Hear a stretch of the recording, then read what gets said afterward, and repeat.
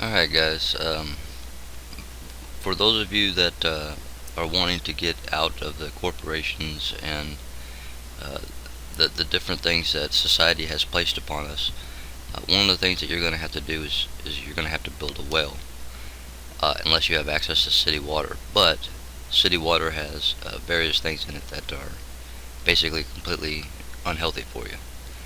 So the bottom line is you're going to have to dig a well, and you can do it one of two ways. You can use a PVC pipe with a drill bit on the end of it and dig a well that's, with a 2-inch pipe or 3-inch pipe or whatever, or you can do this, which is actually hand dig a well. And this is just the start of it, and I'll update you as I go, so you guys have an idea how to hand dig a well, if you want to hand dig a well. I'm just going to tell you that hand digging a well is a whole lot of work, and I'll be doing this by myself with no help.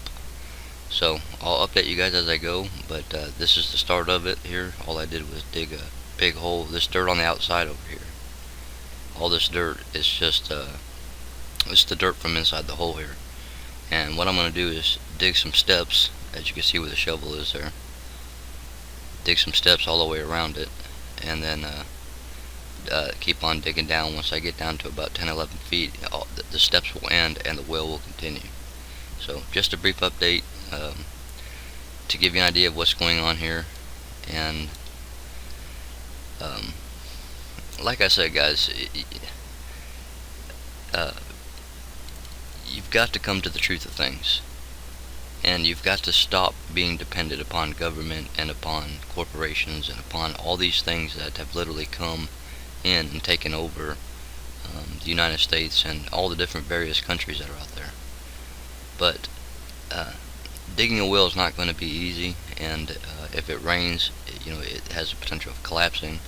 If it gets too dry, it has a potential of breaking apart, all these kind of things. Now, because of the situation here, I should hit water about 15 feet, and this is after a 2-year drought in Texas. So I should hit about 15 feet, and I'm going to be working on this well just after work or when on days off or something like that.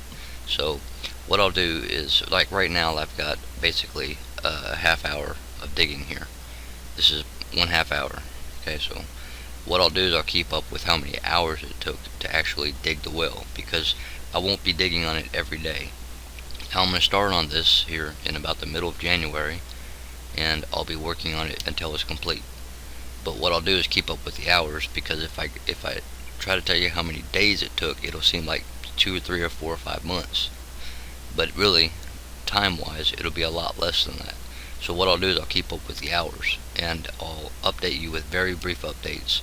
This video is going to be longer than the rest of them, just simply because I'm trying to explain everything to you.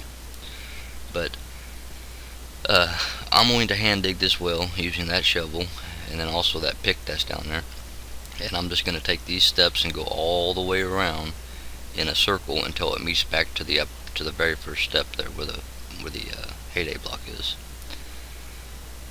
But all that dirt is getting tossed out there. Just digging it, toss it out here. That's what this ring of dirt going around the well itself is just me tossing the dirt out to the side.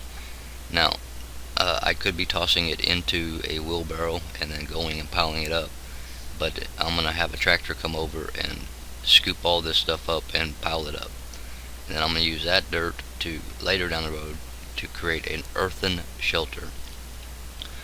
Okay, yeah, a shelter made out of earth, which will keep the temperature of 58 degrees year round.